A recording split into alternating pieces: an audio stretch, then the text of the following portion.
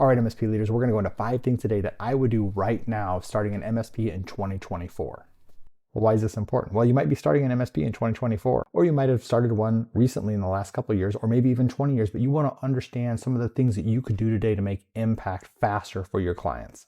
So while this is directed at starting an MSP, if you've had an MSP for 20 years, you're going to get something out of this video. So enough of that, let's dig right in. So one thing we know for sure is that MSPs are consistently changing.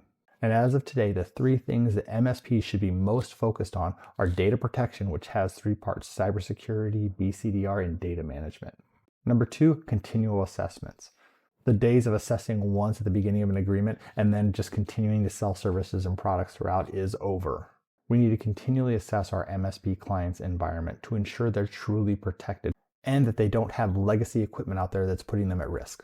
And number 3 is education. We need to make sure we're educating our clients, our community, the world in general on the cyber threats that are out there and challenges that they can have if they're not doing proper data management. Like, what is sensitive data in your organization and how long should you be retaining sensitive data?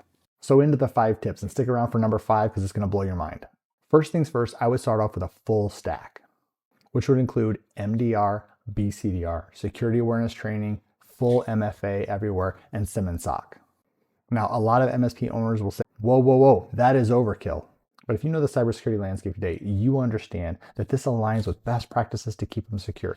It helps with compliance needs to make sure they're on the right track, and it will give them the best cybersecurity insurance policy pricing that they can find. So full stack, out of the gate, no exceptions. Next, and I'm ready for some hate on this, is a full NOC and SOC.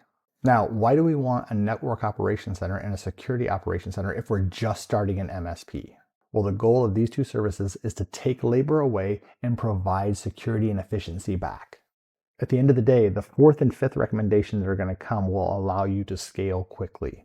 And if you have to focus on hiring every time, it's going to be very challenging to offer 24/7, 365 support out of the gate, which we know most small businesses need today. By adopting NOC and SOC at day 1, you can provide exceptional services right away that can compete with any MSP.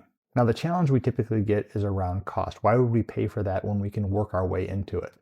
At the end of the day, small businesses need 24/7, 365 support. They need to ensure things are configured properly, and they need to know someone's going to respond quickly if they have an issue. This is a huge selling point for any MSP, especially one that's new to the market. You can provide enterprise-grade security and services right away, giving that SMB comfort that they're going to be supported properly. Now, if you're thinking to yourself, well, maybe I should do this, right? One thing to think about, especially if you're starting an MSP, and this does apply if you've had an MSP for many years, is what should I do versus what needs to be done? The things that I need to do are impactful and direct interaction with our clients. Things that just need to be done are support, configuration, response, basic services that anyone can do. The small business just wants it done and they want it done right. They don't care if you do it.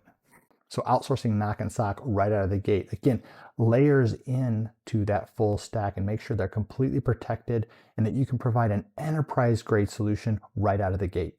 Number 3 is designing your minimum standards list. Now, typically this is going to have roughly 4 parts to it.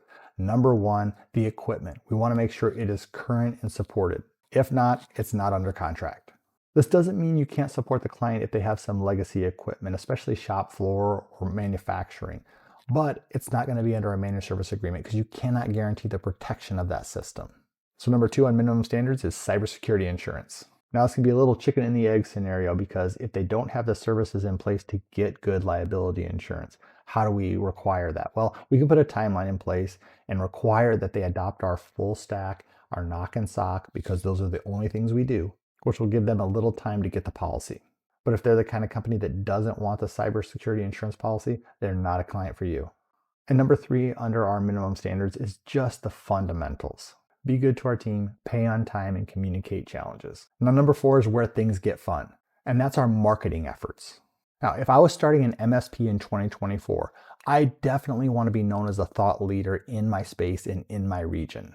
Now, this is a little different than a legacy company that's been around 20 years where we want the whole company to be known as the thought leader, not just an individual. But if we're just starting out, it's the owner that's going to be that thought leader. This means we're going to have to build content, build communication, and then hit number 5, which is coming up. This means we're gonna have to spend a lot of time learning the industry, working with our clients, understanding their regulations, and providing content to help them get better. The second thing under marketing is we need to be known for excellence. Now, if we're doing 1, 2, and 3, we're gonna already be there. If we have a full great stack providing security, if we have that knock and sock nailed down so everything's responded to quickly and configured properly, we will be in a great spot to be known for excellence. And last under marketing, gotta get after social. Now, this is going to be a challenge for a lot of legacy MSP owners. I haven't had to do that yet. Why would I start now? Well, the next generation is taking over as the industry leaders, especially in small businesses, and we need to be able to communicate with them. That's going to happen on social. So use those social platforms to help elevate yourself as that industry leader and provide great tips and examples that show why excellence is necessary in the MSP world.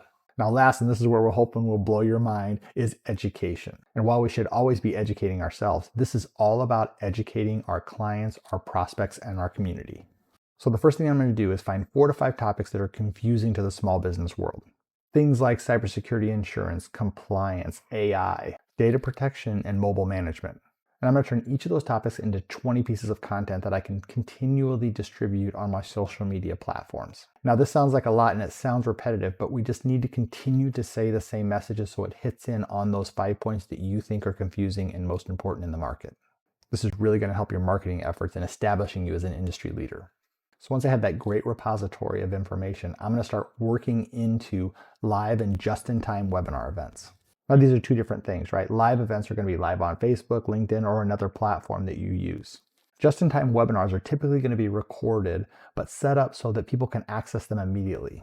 Now, this is going to be different than just posting a video about information. This is going to be an actual webinar where they're engaged. They're sending you a little bit of information, hopefully an email address as a prospect, but you're going to help solve some problems for them. Now, we can work in traditional webinars as well, and they can be great depending on the topic and the subject. But we're going to be most impactful if we have all 3 forms of online engagement. And last under education is still the in-person event. Now, you can go wrong with an in-person event, but most of the time, if we're planning it out properly, if we got a great topic, we've picked a good location that's easy to get to, and we're marketing the event well, it will be well attended. Short is always better than long. It's better to do a 30-minute in-person event with a panel or a Q&A at the end versus a 3-hour event. So if you haven't had an in-person event before, it's one of the best ways to re-engage with current clients and improve engagement with that prospect that just hasn't closed the deal yet. So that's it. If I was starting an MSP in 2024, here are the 5 things I would do right away. Number 1 is full stack right out of the gate. MDR, BCR, security awareness training, MFA on everything, and SIM and SOC. Now, basic functionality like email filtering, DNS, and web filtering, that should be built into the solution already. And advanced technologies like zero trust architecture or access management should be evaluated based on the type of company and data they have. Number 2, I would start with knock and sock right out of the gate. This is going to give me fast 24/7, 365 support so that I can feel comfortable going into any organization and selling my services. It's also going to ensure that our security solutions are configured properly all the time. Number 3, I'm going to build a great minimum standards list to ensure that I don't have any legacy equipment that could cause problems down the line for the client or for my MSP. I'm going to require that they have a great cybersecurity insurance policy or help them get that very shortly into the relationship and ensure the fundamentals are taken care of, that they're just a good company to work with. Number 4 is marketing, where we're going to work to develop ourselves as the industry leader in our community. Through our stack, through our knock and sock, and through our minimum standards, we're going to be known for excellence because we're going to deliver service at a very high level all the time. And we're going to focus on spreading that information through social channels. And last is education. This is really the difference maker in new and legacy MSPs. We're going to build a deep content library on 4 to 5 topics that are confusing to small businesses. We're going to consistently send that out to our clients, prospects, community, and social channels to show the understanding of these topics in our world and how we can help them along the path. For online events, we're going to focus on live events, just-in-time webinars, and then a legacy webinar where we sign up ahead of time. By focusing on all 3, we're going to be able to hit 3 different demographics with the same content. And last, we're going to launch some in-person events. Maybe you do this per quarter or twice a year, once a year. At the end of the day, we want to bring people together. This is critically important across all of our contacts, whether it's a current client, prospect, or just someone in the community that we want to help educate. In a world where we're almost always online, having an in-person event is just a little different. And it's an additional way to make a connection that might turn into something. I'm Jim Peterson, Principal Solution Advisor at ConnectWise, and we're here to help. So if you have any questions on this or any other topics, hit us up. And if you dug this content, please like and subscribe. It'd mean a lot.